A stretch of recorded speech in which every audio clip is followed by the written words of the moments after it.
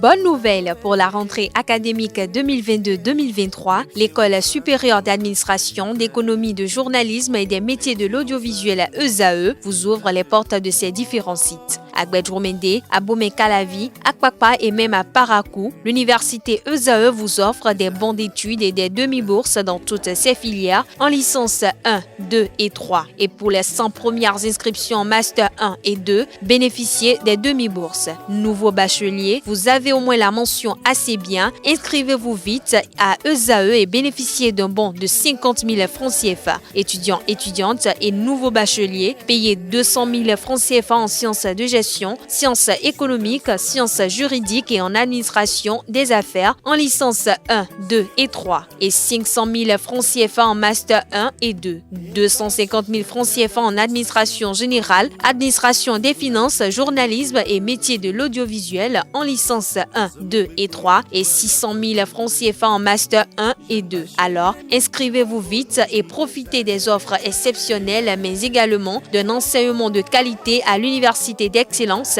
ESAE. Infoline 90 93 65 21 ou le 98 98 14 00.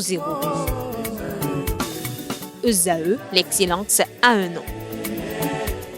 Mesdames et messieurs, bonjour et bienvenue sur Free Sport. Après plus de 4 années, le coup d'envoi du Mondial 2022 a enfin été sifflé hier dimanche 20 novembre à 17h à l'Al Bayt Stadium. Pays organisateur, le Qatar, bousculé par plusieurs polémiques extrasportives avant la Coupe du Monde, a souhaité s'imposer pour sa première sortie mondiale sur son sol. Mais pour cela, le pays du Golfe était opposé à la séduisante formation de l'Équateur, étonnante lors des qualifications sud-américaines de retour après son absence au dernier mondial russe.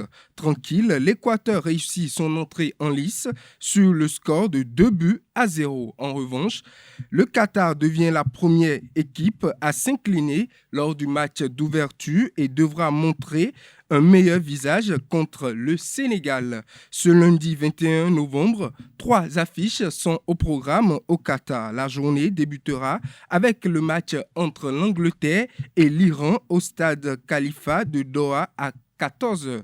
Le Sénégal affrontera ensuite les Pays-Bas au stade Al-Toumama, toujours à Doha à 17h. La rencontre entre les États-Unis et le pays de Galles aura lieu dans la soirée à 20h. Autre information, la sélection nationale féminine du karaté-do a pris part du 17 au 20 novembre dernier à la 8e édition du championnat international de karaté féminin Zenaï Saled du côté du Nigeria. Comme l'année passée, les braves athlètes béninoises ont pris la première place au classement général. 17 médailles, dont 9 en or, 4 en argent et 4 en bronze.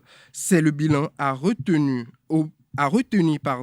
Au pays, la Fédération béninoise de taekwondo a tenu son assemblée générale élective le samedi 19 novembre à son siège à Cotonou. Le président sortant, Victorien Koublenou, a été réélu pour un autre mandat de 4 ans.